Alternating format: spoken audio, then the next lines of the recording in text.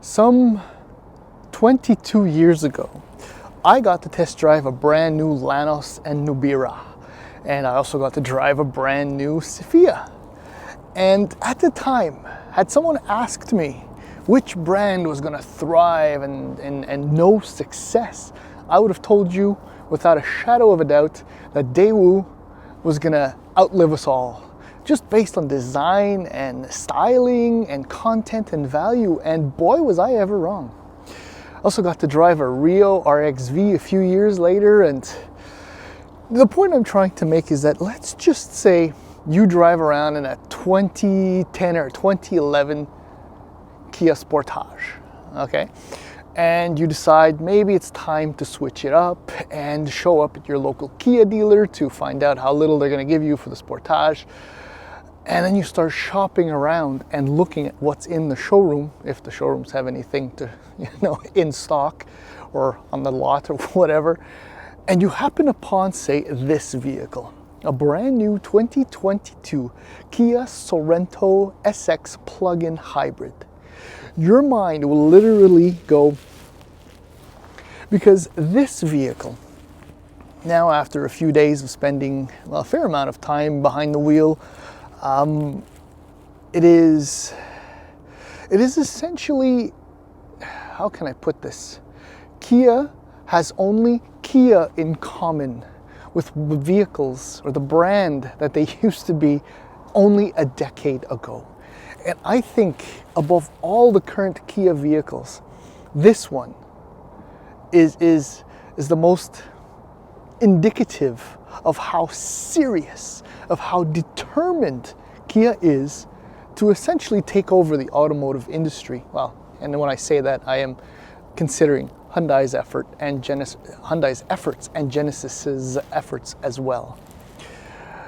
I mean, so good and compelling and interesting and packed full of technology is this Sorento plug-in hybrid that I cannot fathom any potential buyer, consumer, walking away from this.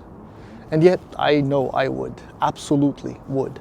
I might not go that far outside of the Kia showroom if there's anything again to show, but I have, it's well documented, at least in our videos and my reviews on Motor Illustrated, that I'm not a big fan of Kia Hyundai products, if only mostly, I should say, for their medium and long-term durability, but this even so.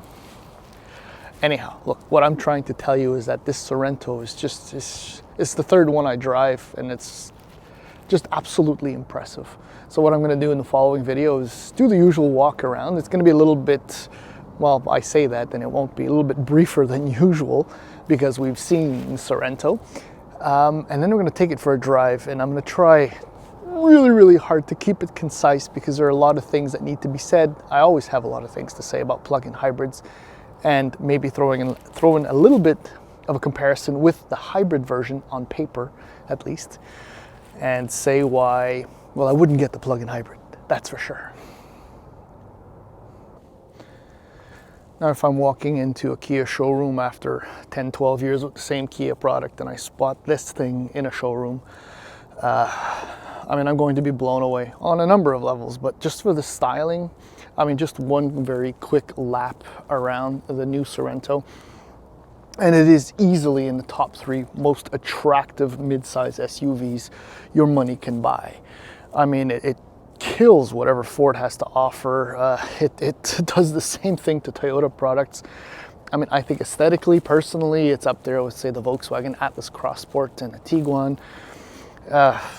Look, easily in the top 3. There isn't a bad angle on this vehicle, and Kia's designers really killed this one. They nailed it. It's just phenomenal, the amount of design and styling cues and little efforts they put. Anyway, too many things said. It looks really, really good. Now, as far as pricing is concerned, look, the base petrol versions of the Sorento, $29,490 in the US, $34,295 in Canada for the LX Plus. That's all I want to talk about as far as non-electrified. When it comes to electrified, the base hybrid in the US is $33,990, $36,995 in Canada. Now, there are 2 versions of each hybrid. in both countries. In the US, you get two versions of the plug-in hybrid version, or the plug-in hybrid version, yeah, that's right. They start at $44,990. In Canada, there are three versions of the plug-in hybrid, and they start at $44,995. So that minute difference is explained by the fact that we get a more naked version, which I am extremely excited about. I mean, I love the efforts that Kia Canada puts into, well, Canada for their, well, a very loyal market for the last 20 some odd years. The base hybrid LX is well equipped. I mean, you get 8-inch display, Apple CarPlay, Android Auto, wireless charging, 4.2-inch instrument panel, a heated steering wheel. And then when you get into the basic plug-in hybrid, which is about an $8,000 jump, a little bit more than that actually, you get a push-button start, synthetic leather, a more powerful electric motor, and a larger battery, obviously. And then at the very, very top, in Canada, I think in the US it's an SX Premium because it starts as an SX. Well, we only get the regular SX in Canada, and well, that's what you're staring at right now. And it is $54,995, and it includes leather-cooled seats, power lumbar support on both front seats, a 10.25-inch display, a 12.3-inch digital instrument panel, heads-up display, and more and more and more. 55 grand for a lot of kit and a lot of room for that matter. So let's just go through that quickly enough. This is, the handle is right down here, right? I'm not lying, I can do this. I got it, there it is. It should be up here, I think. Anyway, that's a dumb detail. So all Sorentos are 6-seaters. So when the third row is down, you have room for 4 and about 1,200 liters of volume, depending on plug-in hybrid or non-electrified. In the PHEV, for certain, there isn't any storage under here. There's a bigger battery to handle, but still, that's a lot of trunk. Come on, focus, yes. No complaints there whatsoever. And the 6-seater configuration is just absolutely perfect for, I don't know, 90% of families in Canada. There's tons of room. It's just great back here for, well, my kids and any other occupant, you know, obviously. Reclining seats, and they slide fore and aft to access the third row, which I did go into, and it's not for any person, say, over 5 feet tall. Well, here you get a sense of what you get in the SX Plus. I mean, the quilting, not the quilting, the contrast stitching, the various materials, the surfaces, the work, the effort, the textures. It's just, it's insane. Yes, that's a dual mode rear heated seats. And it just carries on. I mean, this is the type of details, you know, that are unnecessary, but are just fantastic. Again, right, the door cards are beautiful. I mean, I said that, you know, the Sorento's better looking than any Ford. This could give Lincoln a run for its money as far as just assembly quality and materials. And yes, that is blue leather you're staring at. It looks so good. And the seats are really comfortable. Power lumbar, I mean, the multi-adjustable, and the interior is just a work of art, an absolute work of art. Let's just start it up. So there's your 12.3-inch display, very adjustable. Keep in mind that number right there. And just down here, that's what I'm averaging right now, give or take. And that's over the last 260 kilometers. You can see the heads-up display right in the center of your screen. This is your 10.25-inch display, which is, I mean, it's just so beautifully integrated, the one into the other like that. I mean, the menus are reasonably easy, come on, focus, reasonably easy to function as long as you remember how to, you know, go from one screen to another. It's really nice. The graphics are nice. The resolution is good. And the HVAC controls are just so premium. I mean, they're very, very touch sensitive, well lit up at night. And look at these vents. They're so gorgeous. And speaking of gorgeous, I mean, why bother? But why not? And look at that, it lights up. Anyway, visibility while I'm up here is actually superb. I mean, see, the screen is below the level of the base of the windshield, so it does not obstruct the view, and thin A-pillars, big spot to see around the corner there. Steering wheel is lovely. Look at this white and blue. It's just gorgeous. Storage is really, really nice. It's kind of cold right now, so heated and cooled. Yeah, wireless chargers down there. Yeah, good storage. Another little bin. So heated steering wheel, your various drive modes, and I have been in eco, mind you, since I picked up the vehicle. Like I said, you walk out of a 2010 or 2011 Sportage and you're like, what, has Kia been bought by Rolls-Royce? What's going on? And I mean, I would be smitten as well. But when you get on the road, things are good, but not great. Let's go. All right, so quick details about the hybrid plug-in hybrid, the specs. Both are powered by the Hyundai Motor Group's familiar 1.6 liter turbocharged 4-cylinder engine. Obviously, both the hybrid and the plug-in hybrid are mated to an electric motor. The total system output of the hybrid is 227 horsepower, whereas the plug-in hybrid total system output is 261 horsepower. So that $8,000 difference gives you a more powerful electric motor. I think it's like a 89 horsepower is the total output of that electric motor. So combined 261. Torque is unchanged in both cases at 258 pound-feet. Speaking of pounds, I might as well just throw it in right here. One of the main issues, constant nagging issues with plug-in hybrids and why they're not, for the very most part, worth their weight is the larger battery. See, with an 13.8 kilowatt hour battery, which is considerably larger than the one in the hybrid, the plug-in hybrid tips the scale at between 350 and 450 pounds more than the hybrid. So now you get an idea as to why the PHEV, for which they want a lot more money, has a higher output, because you got to compensate for the extra weight so that performance, which is still very key when you're purchasing a vehicle, is not negatively affected. But it is, because performance for many also involves fuel economy. And this is where I take the most issue with, again, most plug-in hybrid vehicles.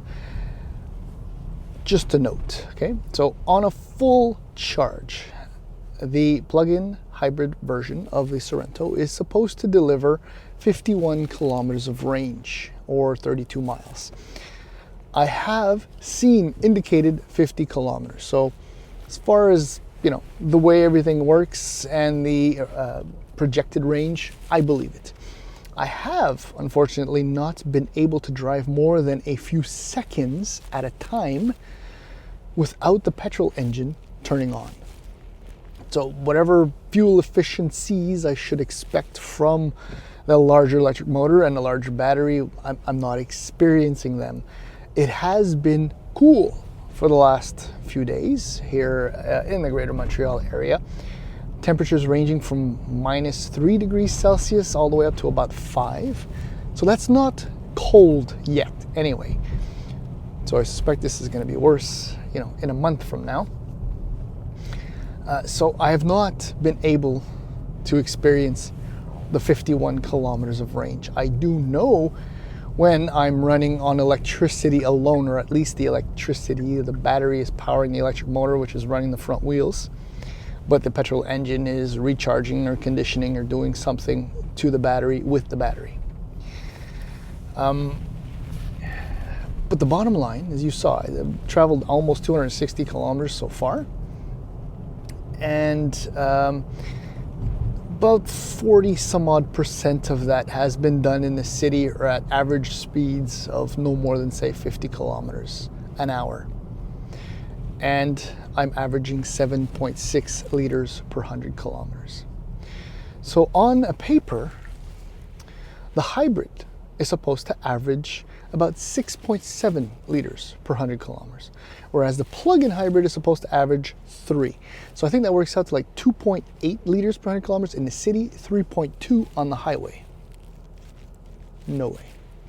No way, Jose. However, I can easily believe that the hybrid averages just shy of 7 liters per 100 kilometers, because that's what I'm averaging. I'm averaging just over 7 in a vehicle that weighs about 400 pounds more without occupants than the hybrid. Do you understand what I'm trying to say?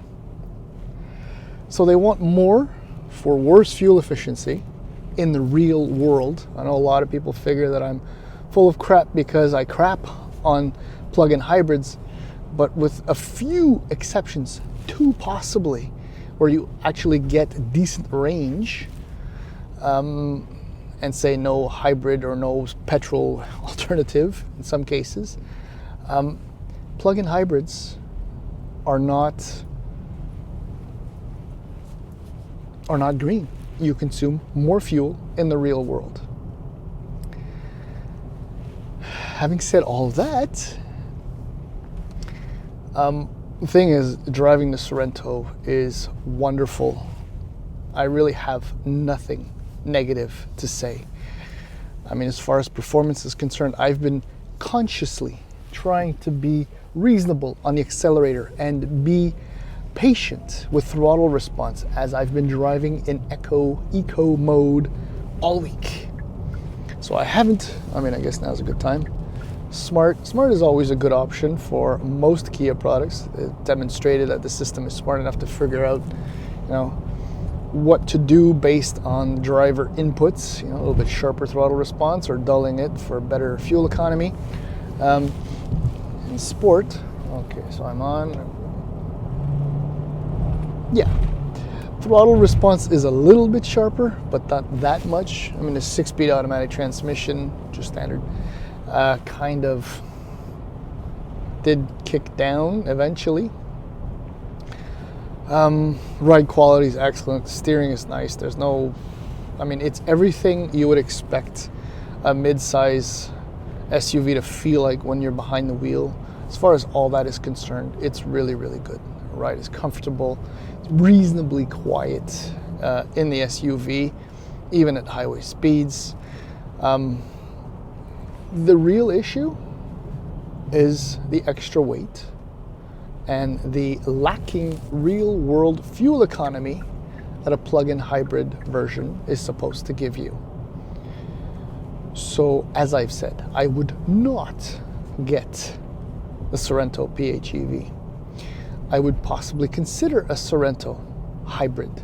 Save $8,000, save probably at the pumps in the real world compared to a plug-in hybrid, even if you plug it in every time, even with the AC on in the summer or the heating on or the heated steering wheel, whatever. Real world, plug-in hybrid won't give you that much, if anything at all. And if you're trying to save, but you have to spend $8,000 more to save, you're not saving. Yes, there are rebates, but even so, bottom line is you probably end up consuming more fuel. So I get a Sorento hybrid, but I wouldn't get a Sorento. I'm still not comfortable. I mean, the new logo is really nice and all, but I'm still not comfortable with the number of stories that I keep hearing about. Short-term, medium-term, and especially long-term reliability, durability. There are too many issues still going on with these products, and I don't foresee it getting any better in the near future. Still a fantastic product though. Way to go. But yeah, that's it.